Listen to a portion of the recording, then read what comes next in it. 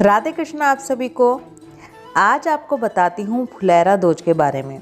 Phulera those क्यों मनाई जाती है, कब से मनाई जाती है, फुलेरा दोज का दिन इतना खास क्यों होता है।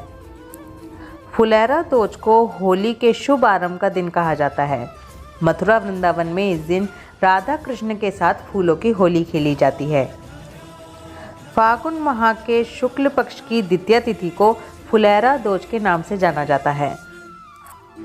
ये दिन राधा और कृष्ण के प्रेम का दिन माना जाता है। ये दिन राधा और कृष्ण की पूजा का भी दिन होता है।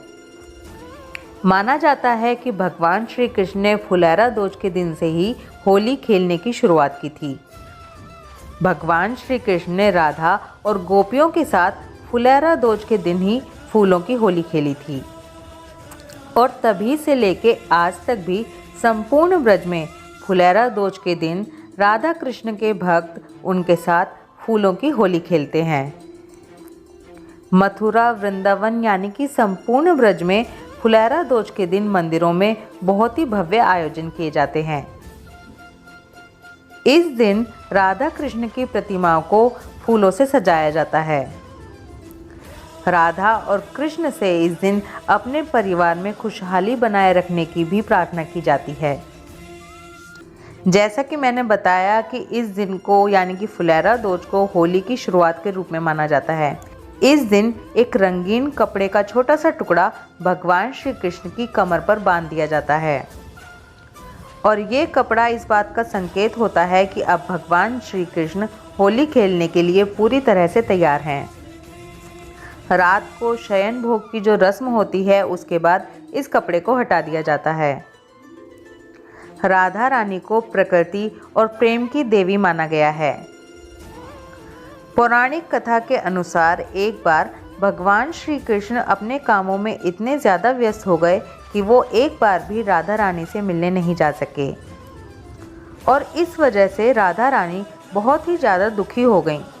राधा रानी दुखी थी, इसीलिए सारी गोपियाँ भी भगवान श्री कृष्ण से रुष्ट हो गईं यानी कि रूठ गईं। राधा रानी के उदास होने को देखकर प्रकृति पर भी इसका असर होने लगा। प्रकृति में सभी पुष्प और जितने भी बाग थे वो सब सूखने शुरू हो गए।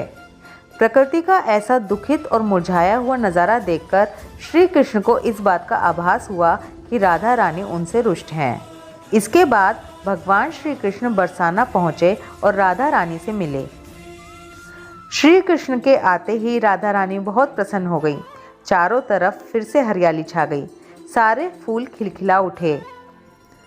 प्रकृति को इस तरह से मुस्कुराता हुआ देखकर श्री कृष्ण को एक शरारत सूझी। उन्होंने एक पुष्प तोड़ा और राधा रानी के ऊपर फेंक दिया। इसके बाद राधा रानी ने भी श्री कृष्ण के ऊपर एक फूल तोड़कर फेंका और इसके बाद सभी गोपियां फूल तोड़ तोड़कर श्री कृष्ण के ऊपर फेंकने लगीं। इस तरह से सभी एक दूसरे पर फूल तोड़ तोड़कर फेंकने लगे और फूलों की होली की शुरुआत हो गई। वो दिन फागुन मास के शुक्ल पक्ष की द्वितीया का दिन था और तभी से इस दिन को फुलेरा दोज के नाम से जाना जाने लगा और तभी से ब्रज में इस दिन राधा और कृष्ण के साथ फूलों की होली खेलने का चलन शुरू हो गया। फुलेरा दोज के दिन को बहुत ही शुभ और दोष रहित तिथि माना गया है। इस दिन शादी, विवाह, मुंडन, मकान खरीदना या किसी भी चीज़ की खरीदारी करना बिना किसी मुहूर्त देखे, बिना किसी ज्योतिष के परामर्श के किया जा सकता है। इसीलिए इसे अबूझ साया या अबूझ मुहूर्त भी कहा जाता है। ऐसा माना जाता है कि जिन लोगों के जीवन में प्रेम का अभाव हो या जो लोग अपने जीवन में प्रेम चाहते हों, उन्हें इस दिन फूलों से भगवान राधा और कृष्ण की पूजा अवश्य ही करनी चाहिए।